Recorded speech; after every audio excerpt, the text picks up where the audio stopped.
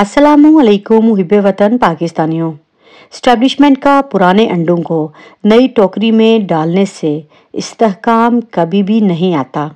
जहां फातिमा जिन्ना गद्दार और भारतीय एजेंट करार पाईं, जहां इलेक्शन जीतने वाली पार्टी चेयरमैन को गद्दार करार देकर मुल्क के 2 टुकड़े करवाए जाएं, जहां कादियानों के खिलाफ तहरीक पर मौलाना मोदी को सजाए मौत सुना दी जाए, जहां मुल्क की सबसे बड़ी पार्टी के लीडर को बगैर तहरीरी हुक्मनामा यानी किसी कानून के बगैर ट्रायल करके फंसाने की कोशिश की जाए। इन चारों वाकयात में विलन हमेशा एक ही रहा है। आखिर सवाल पैदा होता है कि क्यों? अगर लोग पीटीआई में मौजूद हों तो उनको शरपसंद करार दिया जाता है, और अगर वही लोग इस्तेहकाम पाकिस्तान पार्टी में चले जाएं तो वो मुहिब्बे वतन। आखिर ये साइंस है क्या? क्या आपको इस साइंस की समझ आई है? क्योंकि इस टाइम पर पूरा पाकिस्तान जो है वो इमरान खान के साथ खड़ा है। जिन्ना हाउस लाहौर को कायदे आज़म ने सिर्फ खरीदा था, इसमें कभी वो रहे नहीं, और इसके तकद्दुस का आपको इतना ख्याल है कि एक पार्टी को आपने तोड़ कर रख दिया, लोगों पर जुल्म के पहाड़ तोड़े। ओवरसीज पाकिस्तानियों पर आपने जुल्म और जबर किए, और पाकिस्तान बनाने के लिए कायदे आज़म ने ज़िंदगी वक्फ कर दी, और उसको तोड़ने वालों और बर्बाद करने वालों का एहतसाब कौन करेगा? अब हमें इस फ़र्क को और इस लकीर को समझना होगा। जिन्ना हाउस के तकद्दुस की कीमत क्या सिर्फ जहांगीर तरीन की पार्टी में लोगों की शमूलियत थी? इसीलिए इतना खेल रचा गया, और आज इस पार्टी में कुछ चेहरे आपको ऐसे नजर आए जिसने कई सवालात को जन्म दे दिया। फवाद चौधरी अपनी आंखों पर हाथ रखे बैठे रहे, और फैजुल हसन चौहान जो हैं उनकी आंखों से तो आंसू रवान थे। अब ये इनकी एक्टिंग है या कि इनको मजबूर किया गया है, अब ये तो अल्लाह ही बेहतर जानता है। इमरान खान का एक बड़ा जलसा इन 14 पार्टियों को इनकी याद दिलाएगा। एक वक्त आएगा जब इमरान खान फिर से अवाम में अपने लोगों के साथ खड़ा होगा इंशाल्लाह। पाकिस्तान में नई पार्टी बनी, और फिर इन ताकतवर हलकों ने इनमें उन तमाम बड़े सियासी खानदानों को भी खड़ा करना शुरू कर दिया है। लेकिन इस दफ़ा एक बात इस पार्टी में नई है कि ये अवामी वोट जो हैं वो हासिल नहीं कर पाएंगे। इनको इकट्ठा तो कर लिया गया है, और दूसरी तरफ आप देख लीजिए कि एक पार्टी अभी बनी भी नहीं, और अता तारड़ ने एक नया बयान दाग दिया।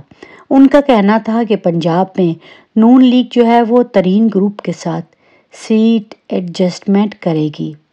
आज ज़हूर पजीर होने वाली पार्टी के साथ सीट एडजस्टमेंट जो है वो पहले ही तय हो चुकी है, जबकि पार्टी वालों के बकौल उन्होंने पीडीएम के मुकाबले में हला को पुर करने के लिए नई पार्टी बनाई है। फिर कहते हैं कि हम इनका बयानिया बिकने नहीं देते। ताकतवर हलकों ने अपनी मर्जी से सियासी जमात को तोड़कर उसमें से काफ़ी लोगों को इस पार्टी में शामिल किया है।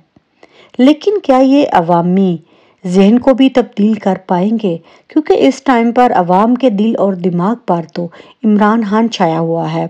और दूसरी तरफ मैं बहुत ही खास मौजू पर आपकी तवज्जो मबजूल करवाना चाहती हूँ कि इमरान खान के खिलाफ कोयटा में एक नई कत्ल की एफआईआर जो है वो लॉन्च हो चुकी है।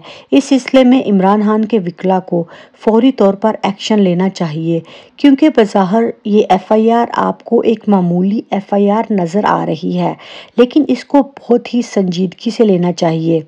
मैं देख रही हूँ कि इस सिलसिले में पीपल्स पार्टी और बिलावल जो है वो क्यों चुप हैं। वो जानते हैं कि उनके नाना का जुडिशल मर्डर हुआ था। आज तक इस केस को जस्टिफाई नहीं किया जा सका, और इसको अदालती कत्ल कहते रहे हैं। लेकिन इस दफ़ा मुझे हैरत है कि बिलावल भुट्टो जो है वो सब कुछ भूल कर एक दफ़ा फिर से इमरान खान के साथ अपने नाना की जो है वो कत्ल को दोबारा दोहराना चाहते हैं। आज इमरान खान ने अपने इंटरव्यू में کھل کر بات کی۔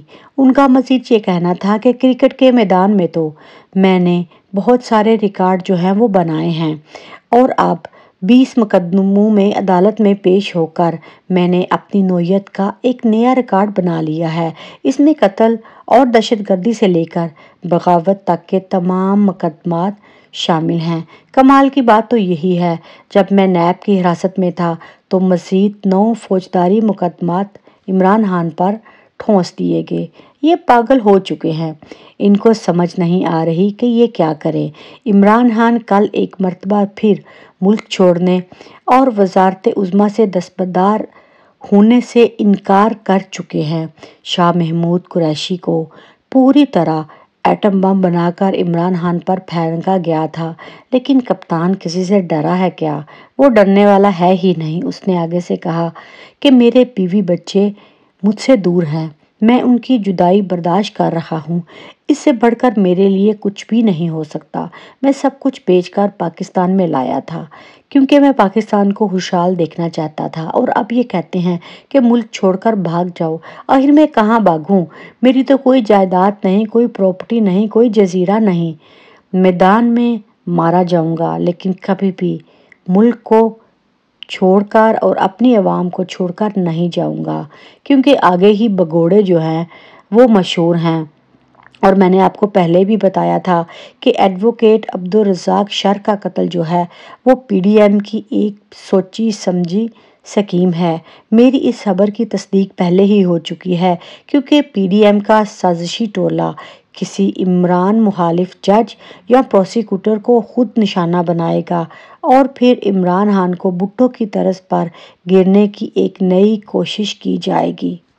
اسی طرح جو ہے ملک انارکی کی طرف بڑھے گا۔ ہم آپ سے یہ بھی کہنا چاہتے ہیں کہ اس کوس میں عمران خان کے ساتھ قدم سے قدم ملا کر چلیں، کیونکہ یہ جنگ عمران خان کی جنگ نہیں ہے، یہ جنگ پاکستان کی ہے۔ اور پھر سن لیجئے کہ اپنی ہاؤسنگ سوسائٹی کو تو پوری طرح ان لوگوں نے پاکستان پر لانچ کر ہی دیا ہے۔